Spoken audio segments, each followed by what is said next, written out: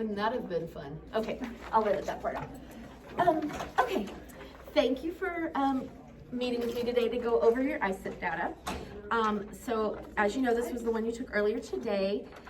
So when you're looking at this data, what do you notice about your overall reading and text fluency? It kind of went down a bit in October and November, but it's gone up since then, and I'm kind of proud of that. Yeah, you had a really good day today, I noticed, on your ISIP. So let's go just kind of data point by data point.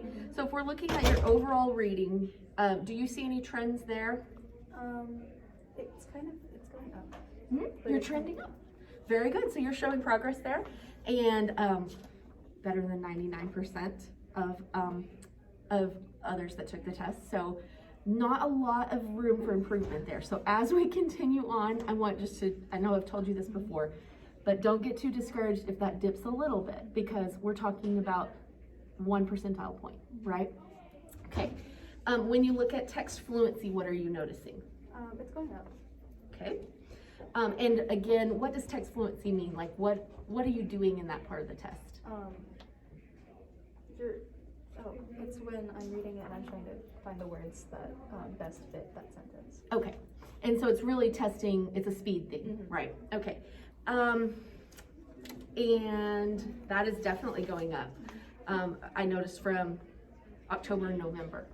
But see, the thing with that one is it doesn't factor into your overall. Mm-hmm. And so what I'm seeing there is that now you're able to keep all your other ones at the same place faster.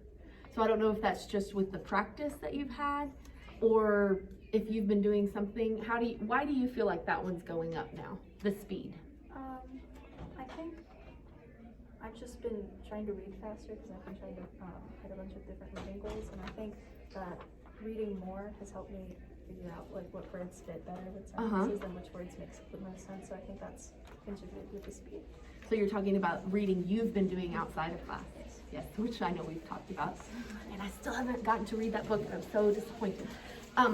Okay, let's look at the next data point, the reading comprehension. What do you notice there? It went down a lot in November, but it's gone up since then. Okay, And it's kind of sticking sometimes. yeah, it is, you had your highest one today, right? But because that November one kind of dropped down, I don't think that the computer knows exactly where to draw the line yet. And so I think when we get another data point in January, we'll see a trend more. Okay, what do you notice about word analysis? It's Going up, better than 97% of all of it today. And vocabulary? It's going up. Going up. And again, you're on 1 percentile point there because you scored higher than 99%. So when we're looking at this overall, how are we going to use this data in the next month? Like as a level 5, you have a choice, right? So what kind of goals would you set for yourself looking at this? I think I kind of just want to make sure that I stay here because, especially since the 99% thing, it's kind of hard to stay there, especially with, I'm assuming the test is getting harder. So I think that's going to be my main focus, is just trying to stay where I'm at or trying to improve on that. Okay, very good. And you've been doing a great job of that so far.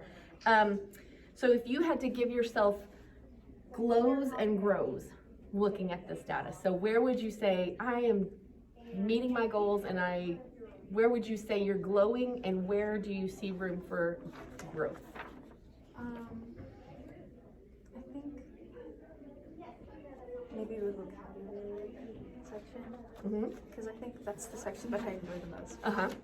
And then I think maybe reading comprehension, since it went so low in November, and then even though this is my highest point, I think that seeing it so low in November makes me want to make sure it doesn't go down. On the reading comprehension, yeah. And that's the one that is definitely the lowest percentile point too, if you look. And so I would agree that that would be a place for growth. But the more you do, the more, and sometimes I wonder, do you second guess yourself on these? Does it affect you that you can't go back and look at the story?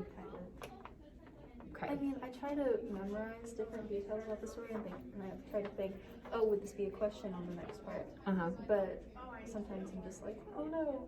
You would like to be able to go back and look at it, right? So I would be interested to see how this compares to when we look at STAR, or next year when you're in AP and you're doing College Board stuff. When you have the opportunity to look back, I think this one would be different. So I think that's some data that we could compare and just see. So, do you have any questions? I don't think so. Does, like, if you, this is just a question about the test. If Okay. you get a bunch wrong, Mm-hmm. does it change the next few questions? Yes. Okay. Well, it depends on what section you're talking about. Like in the comprehension one? No, Okay. it won't change. It will just change your practice after the ISIP. So those questions are going to be set, and it's based off of how you did last time. Okay. But based on how you do on the ISIP is when it varies. That's when the personalized instruction really comes into play, because it's going to just calibrate to exactly what you did. So, well, thank you for letting us meet. And so if you have any more questions about your data or goals, let me know. Okay. Thank you so much. No problem.